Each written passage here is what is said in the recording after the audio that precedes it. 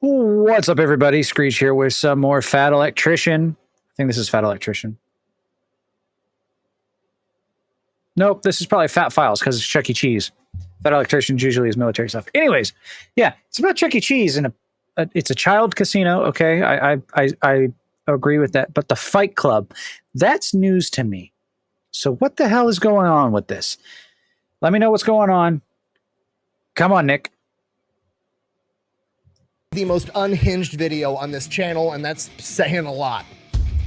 Oh boy. Today we're talking about Chuck E. Cheese. Okay, here's the deal. Normally when I talk about a business on this channel, it's because this business is thriving and they have an incredible business model and they're a genius and they're doing something incredible or they're doing something shady.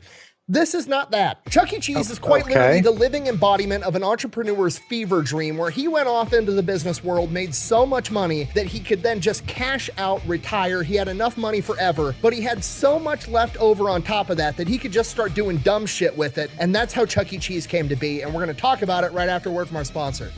Wait, Chuck E. Cheese is the afterthought of the business success? I thought it was the business success. Okay. Starting to lean into the thought that this actually is the most unhinged video that he has done yet. Delete me. What are you doing with my suppressed shotgun? I put a knife on it. For what? My sourdough. You put a bayonet on a suppressor for sourdough bread. Why? It's America. The logic's impeccable. All right, here's the deal. Super simple, straightforward business model. You give them money, they turn around and make sure that data brokers on the internet aren't selling your personal information. What does that even mean? Okay, here's the entire internet and every free service on the planet inside of a nutshell. Okay, there's a saying, if you're not paying for the product, you are the product. What that means is pretty much anything on the internet that you use, that's a service, whether that be Google, Facebook, Instagram, Snapchat, all of it. Okay, it's all an app. So one of two things is happening. They're either going to feed you ads, and that's how that company makes money since their service is free, or they're going to collect your personal information, then turn around and sell it to data brokers on the internet, and then they're going to turn around and sell it to whoever buys it, and next thing you know, you're getting 17,000 robocalls every single day. And that's where Delete Me comes in. They will look through all the major data brokers and find the ones that are selling your personal information and submit opt-out requests on your behalf, and then they are legally obligated to comply. And then they'll continue to monitor these data brokers, and if they get your information again, Delete Me will submit an opt-out request again. Basically, you're paying Delete Me to get rid of all the downsides of all of the free stuff on the internet, which I think is absolutely worth it. If you want to check them out, I'll have a link and a discount code down below. Let's get back to the video. All right, our story begins in 1977 when Chuck E. Cheese is founded by Alan Bushnell. Who's Alan Bushnell? The guy that Well, that says Pong, but when I hear Bushnell, I think of the scopes for hunting rifles. Atari, basically the godfather of video games, okay? If you're not picking up what I'm putting down, I'm trying to tell you, he's got a lot of money. And if you listen to him tell the story, he's got, you know, the typical entrepreneur story where he noticed a gap in the market, he had a brilliant idea, he executed on it and made a business. The summary of that story is basically he, you know, founded Atari, was running this big company, they were making arcade games, they were selling them to arcades, and the arcades were making a ton of money with all the quarters that were coming in, so he's like, okay, well, obviously we should start having our own arcades, and then he had the idea of pairing it with food, and he went with pizza because it takes a while to prepare. It's kind of hard to fuck it up, you know what I mean? It's bread, sauce, cheese, and meat that's already pre-cooked. You throw it on top, throw it in the oven. So he's gonna have an arcade where people come in, they order a pizza, they're sitting there for 20, 30 minutes waiting for the pizza to get done, and they play at the arcade in the meantime. Okay. I know what you're thinking, Fat Electrician, that sounds like a pretty good business model to me. Why is it an entrepreneur's fever dream? And it's because everything after the inception of the idea is not even fathomable to anybody other than a man that's already worth tens, if not hundreds of millions of dollars and does not give a single fuck about anything. So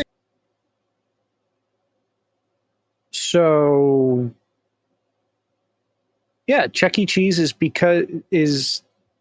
the product of FU money. And yeah, I mean, it sounded like a great idea. You know, you take something that takes relatively long to cook, which forces people to be bored. They pop a couple quarters, you make some extra money on top of the food. Smart business. They're opening up this first Chuck E. Cheese, and it's still owned by Atari at this point. And Alan Bushnell, I'm assuming, is like, you know what? This first Chuck E. Cheese, and it's still owned by Atari at this point. And Alan Bushnell, Nolan. I'm assuming, is like, you know what? Fuck it. I want dancing robots. And they're like, okay, we'll get dancing robots. Make it a coyote. So they order a dancing robot coyote. They're going to call it Coyote's Pizza. It's going to be great. But apparently there was a mess up at the robot coyote manufacturing plant and they sent a giant rat instead. Ah, okay. Again, Alan Bushnell with zero fucks to give is like, I love editor notes. I think he forgot his name is Nolan. it's fine. We'll call it Rick Rat's Pizza instead. The rat will be the mascot. But then, somebody in the boardroom at Atari is like, sir, I don't know if having the word rat and pizza in the same sentence, like when people think of food, they don't want to think about rats. Maybe that's a bad idea. And he's like, okay, fine. We'll call it Chuck E. Cheese. What's the E stand for? Entertainment. That's the rat's name. Charles Entertainment Cheese. Okay. I mean, so the person who probably brought up, that's probably actually business. Like what actually happened is like, hey, don't add a rat because it's food. That's good business logic, especially back then with food safety stuff. The Charles Edward Cheese thing, though, like, mice like cheese, supposedly. So, like, I get the cheese. That's, it's still a rat, but that's better. I guess we'll run with it. Oh, and one more thing. Give him a cigar and a Jersey accent, and I want him to roast people 24/7. Okay. Who's he gonna roast? The other robots. We're doing more than just one dancing robot? Yeah, we're gonna have Pasquale that's gonna be the pizza chef. We're gonna have a hound dog that's got Confederate flags on the side of it, and then the lead singer is gonna be a female hippo with giant tits that bounce up and down when she hits her high notes. The fuck? Sir, aren't you worried that... When you said fever dream, Nick, I didn't think you meant the actual plot line of Five Nights at Freddy's. Sexualizing a hippo could send the wrong message. You know what? The ladies need something too. I want you to mash Cookie Monster and Grimace together in one character. He's from the planet Purple, and his name is Mr. Munch. That'll send a message. Oh. So this is an adult establishment that you're trying to make here. What? No, we're marketing to kids. Okay, I'll slow this down so you nitwits can keep... No, you are not marketing kids with this. Yeah, you better slow it down. Okay, parents bring their kids to a pizza place because they don't want to cook dinner. They've had a long day at work. All right, now they're going to come in. The kids are going to see the arcade games. They're going to go fucking nuts, and we're going to take their money. In exchange, we're going to give them our own golden tokens, and then the kids are going to go play the arcade games. The arcade games are going to spit out tickets, and then they can exchange those tickets for prizes like candies and toys and shit. Sir, I have a headache. But you basically just said you wanted an automated, robotic carny festival is the best way to put that. What the hell is going on here? The boss, I'll do whatever, but just so we're clear, you want to start a child casino run by an animatronic rat that's from New Jersey that's smoking a cigar, talking shit to the other robots that are a hippopotamus with giant tits that bounce up and down, a Confederate hound dog, a pizza chef, and an alien from the planet Purple that you've named Mr. Munch. And somehow he's left Chica out of this whole thing, and she's been there the entire time. Okay, you're the boss. Let's do it. Perfect. Step one, apply for the liquor license. We're going to sell booze at the Child Rat Casino. Fucking right we are. And that's pretty much the story of how Chuck E. Cheese came to be, and you're never going to... That's got to be for the parents. Obviously, but like the adding the liquor license is just, oh my God, the icing on the cake. This is unhinged. Believe this, it was outrageously successful right out of the gate. Why wouldn't it be? It's perfect. It's perfect in every way. It's fucking beautiful, okay? Looking back at Chuck E. Cheese, I only have childhood memories, but like as a kid, it was a lot of fun. As an adult, I'm pissed off that Chuck E. Cheese has changed and they got rid of all the animatronic robots and rebranded it and made it family friendly, even though it was family friendly the entire time. Chuck E. Cheese used to be awesome. Because looking back, my dad had it made. There was a restaurant in town where my dad could take me as a child with my two sisters and, give mom some time off at the house to relax. And he's being a good dad by taking the kids off her hands. And we go to Chuck E. Cheese. He hands me a $20 bill so I can go buy poker chips at a rat casino and fuck off for 2 hours while he sits there eating pizza, drinking a pitcher of beer with his buddies, and watching animatronic hippo tits bounce up and down. And he's... It was simpler times for one, but not much has changed. The only thing, well, I don't know. I haven't been there in 10 years either. Actually, probably 15 at this point. But like the animatronic ain't there, but it's still, you know, pizza,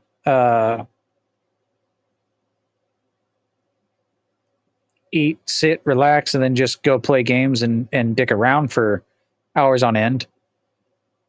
I mean, hell, when me and the guys were in college, we went to Chuck E. Cheese and spent like 3 hours there. It was ridiculous. So many tickets. Good dad for it? Yes, he is. Yes, he is. Meanwhile, I'm sitting here in 2025. It's a struggle to find a McDonald's that's got a fucking McPlay place, and even if I go there, I can't get shit-faced with my buddies. This is bullshit, and I'm jealous. Sorry, I need to make this slightly educational. So that started in 1977. It was outrageously successful right out of the gate, and pretty much immediately they had this business guy come to him, and he wanted to have 200 franchises all across Holy America shit. because obviously it's the best business model ever. I mean, the pizza doesn't even have to be good. It's drunk dads and a bunch of kids that are overstimulated from playing in an arcade, the two demographics of people that'll eat literally fucking anything. The same year that business guy signed up to have 200 franchises, he basically tried to back out of it and was like, you know what, counteroffer, I'm just gonna steal your entire business model of dancing robots and a pizza place that sells beer with an arcade, and I'm gonna open my own thing. I'm gonna call it Showbiz. So that's what he did. A huge legal battle ensued. Chuck E. Cheese ended up suing the guy, and he had to give like royalties back to Chuck E. Cheese. So now I've got a direct competitor, but things are still going okay. But then in 1983, the arcade market crashes because at-home games come out and people don't need to go to an arcade anymore to play video games, and arcade sales drop 97% in a single year. A year later, Chuck E. Cheese has to file for bankruptcy, and for some reason or another, Showtime actually ended up performing better than Chuck E. Cheese did and ends up buying out Chuck E. Cheese, so now Showbiz owns Chuck E. Cheese. Around the same time, the Showbiz animatronic guy, the dude that made all the music and all the bullshit for their robots, wasn't going to re-up his lease, and he owned the music, so they were stuck in this situation where they had just bought out Chuck E. Cheese, but now they don't have the rights to use any of the music for any of their animatronics. So Showtime is just like, fuck it, we're just going to rebrand everything to Chuck. He got it right. He said Showbiz the first time, Showtime the second time, Showbiz the third time, and said Showtime again. Cheese, and the rat stays. I'm not going nowhere. I'm not going no fucking where. And that pretty much brings us to the Chuck E. Cheese that most of us remember. And historically speaking, things went okay. There were some downsides because, you know, what could possibly go wrong if you're serving parents alcohol while their kids are gambling in a rat casino? Okay, if you're not picking up what I'm putting down, I'll explain it to you this way. The most likely place you are to get in a fist fight is at a bar with people consuming alcohol. The only way to make that, I don't know, 1,000 times worse is to encourage people to bring their kids to the bar so that when the kids get in a fight, the parents who are hardwired to defend and side with their children, no matter what, rush to resolve the issue between the children while they're drunk. The other parents come in, also drunk. They both side with their own kids, and then mom and dad get in a fight with the other mom and dad. Dave, you Jerry. Waffle House is bad. Chuck E. Cheese has them beat, I guarantee it. You can literally look up on YouTube, Chuck E. Cheese fight. There is a playlist with 96 videos in it, okay? And that's just the ones we caught on camera. Literally parents holding cameras, watching other parents fight with kids running around while the parents are yelling World Star. Nice, very nice. A single Chuck E. Cheese in Milwaukee in 2015 had to call the police 147 times every other day. Obviously, this leads to a ton of Chuck E. Cheeses all over the country losing their liquor licenses, and that impacts profit margins, so that's not good. Oh, and then I think Chuck E. Cheese might have accidentally created furries. Bro, what are you talking about? Yeah, man? what are you Because, talking you about? know, who could have predicted that showing young adolescent children a giant animatronic hippo bouncing her tits up and down could have led to some weird sexual fetishes? Was not Chuck E. Cheese. It was Bugs Bunny. Just gonna say, if anybody started the furry thing, it was Bugs Bunny and Jessica Rabbit. Look at us. Look at us. Who would have thought? Oh. Not me. The kids grow up seeing that. They want to work at Chuck E. Cheese when they're in their teenage years. Then they get to be the mascot, and then things just spiral from there. And that's not just me hypothesizing. The fucking founder, Alan Bushnell, literally said it. You can't imagine the weird things that people do from inside of a Chuck E. Cheese costume. The other thing that you don't know is the weird things that employees do in the Chuck E. Cheese changing room closet. Locked door, small space. The hell is he So saying? other than that, business was great. And then they got accused of recycling pizza because, you know, the pizza from Chuck E. Cheese is not that great. They're serving it to drunk parents and small children. Nobody cares what it looks like. Well, people started getting these like lopsided pizzas where it didn't even look like it was cut from the same pie. So Yeah. people started thinking that they were just taking old slices that people didn't eat and throwing them all together into one like monstrosity pie and bringing it out as a new pizza, which allegedly wasn't true, but a lot of people thought it was. So that led to a downturn in business. And then COVID Yep. hit, which was obviously a disaster for Chuck E. Cheese, but they needed to find a way to stay in business. And that's exactly what they did in the sketchiest way possible. I know they're a ghost kitchen, and that's because of my choice of employment at the time. I literally was at a Chuck E. Cheese doing a pickup the other day. I'm sure you can imagine if you lived through it, food delivery services were basically like born and thrived under COVID. DoorDash, Yep. Uber Eats, Grubhub, all that bullshit. So Chuck E. Cheese started offering their pizza to get delivered to your house, but nobody on the planet would ever order a pizza from Chuck E. Cheese to get delivered to the house. It breaks the entire business model. It's not good pizza. Nobody wants that shit. So they're like, okay, what's the problem? Everybody knows our pizza sucks. We're just going to come up with a different name. We're going to have all these food delivery services list our restaurant as Pasquale's Pizza, you know? Yep. There's Pasquale's and a couple of other ones that literally they have the name brand for when you go and sit there, and then they have the brand that's on DoorDash that they sell to get out of there. Just so there's not any issue. It'd be like if Waffle House did it. You know, you can't get Waffle House on DoorDash, but you could get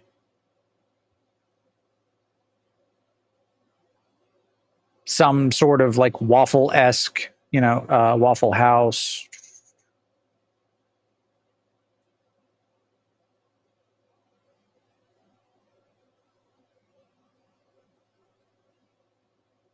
Can't think of anything off the top of my head. Like Ruby Tuesdays does it. Perkins does it. I don't support Perkins because they support Mr. Beast. They are a ghost kitchen for his restaurant. But that's just something that The doing. animatronic pizza chef. It's Pasquale's Pizza. So people started ordering from Pasquale's Pizza. Sounds Italian, probably local. Want to support local business. It's probably going to be great pizza. And then they were getting Chuck E. Cheese pizza delivered to their fucking house. Guess who just ordered from your favorite pizza place, Alfredo? Wait, Alfredo's Pizza Cafe? Or Pizza by Alfredo? Same thing. No. All right. You know what? I don't understand when you all talk at the same time. Is that unethical? Yes. Is that exactly the type of business move I would expect from Charles E. Cheese, the cigarette smoking rat with a New Jersey accent that runs the local child casino? Absolutely. Yeah. So they got busted for that. Since then, post-COVID, they've rebranded. They've got a horrible new logo like every other company. It's minimalist. It looks like it's off word clip art. They've also taken out all the animatronics because apparently the kids don't like animatronics anymore, okay? They've ruined Chuck E. Cheese, okay? Every Children Chuck are E. scared of Cheese them. should have been turned into a national. And it could be because of Five Nights at Freddy's, could be because of other things. I mean, like, I still don't understand why people are afraid of clowns, but people are. It is what it is. That's what happens. Park and bought by the US government and preserved for mankind. Okay, I'm pissed. I don't give a shit if the kids don't like animatronics. Fuck them kids. Chuck E. Cheese was for me, the adult, okay? I got cheated out of it in my adulthood. Had it in my childhood, I want it in my adulthood too. Oh, fat electrician just wants to get in a fist fight at Chuck E. Cheese. Yes, absolutely, I fucking do, okay? Nothing would make me happier than knowing on my deathbed that I'm gonna pass away soon and my sons are gonna be at my funeral after putting me in the ground, drinking a beer together, reminiscing on all the memories they had with me, and one of them is going to look at the other and go, you remember that time Dad got in a fight at Chuck E. Cheese when so-and-so tried to steal your tickets? Fuck yeah, I do. That would be awesome. That's a core memory that everybody should have. Okay, that's it. There's no point to this video. There's nothing to be learned. It's not a brilliant business model. It's just, I wanted Chuck E. Cheese to exist. I was mad that it didn't. I looked into it and realized that it was fucking crazy that it ever existed. It's literally a fever dream by some dude that had fuck you money and made a childhood rat casino, literally adolescent Las Vegas, where the parents could get drunk and get in fist fistfights, okay? Unpopular opinion, I think Chuck E. Cheese needs to quit trying to be a family-friendly establishment. They need to start reopening Chuck E. Cheese's with all the animatronic robots, complete throwback to the 80s and 90s, and they need to open them up in states that have mutual combat laws, okay? Mutual combat laws are incredible. It's literally, if you bump into a guy at the bar and say, hey, do you want to take this outside? And you guys go outside and beat the hell out of each other, nobody has any legal repercussions because you were both consenting to that fight. Yep. Open up Chuck E. Cheese's in all of these states that have mutual combat laws and install an MMA ring in it as well, okay? You have fight night at adolescent Las Vegas every day of the week. It'd be incredible. Could you imagine being a kid and your dad is the local Chuck E. Cheese heavyweight champion? It'd be fucking awesome. Write that down, write that down! Okay. I don't say change Chuck E. Cheese. I say keep Chuck E. Cheese as the quote unquote family friendly restaurant, but maybe open up a new one that's more of a Charles CEC's entertainment. Give it more of that gentleman clubly like aesthetic, and then put all that old school shit inside with mutual combat. Even have the boxing ring. Sound like a crazy person. I gotta go. Thank you for watching. Best way to support the channel is go buy some merch over at thefatelectrician.com. I do like that jacket. Quack bang out. Hoodie, whatever you want to call it. The more history I study, the more I come to realize that the 1990s were the peak of human civilization. We will never be that great. Nope. Never again. He's right. He's absolutely right. He is 100% absolutely right. I never once thought he'd be doing one on Chuck E. Cheese of all places. But that was interesting. I didn't realize it was FU money that birthed Chuck E. Cheese. I did know about the recycled pizza. Which I don't think they were taking pizza that people didn't eat. I think they were just taking, because like, I swear one time it was like a all-you-can-eat buffet type thing when you went in. You didn't order pizza. There was like a buffet. And you could get boxes. Like you could pay to take a pie home. And then like at their buffet thing, they were just, oh, this one's half full, this one's half full, throw those together. You know, especially if they were both like just pepperoni pizzas, you know, and that's what that was about. Because like Pizza Hut does that, Hungry Howie's does that when you can find a cup. Well, Pizza Hut doesn't do that anymore because they don't have a sit-in eatery. But Hungry Howie's does that on ones that have the buffet. Hell, my favorite place of all, and that's only because I don't have a Casey's Pizza, does that same thing. But that's besides the point. Yeah. Let's bring back old school Chuck E. Cheese, get drunk, have fist fights in front of kids. Good times. Until then, I will see y'all in the next one. Bye-bye.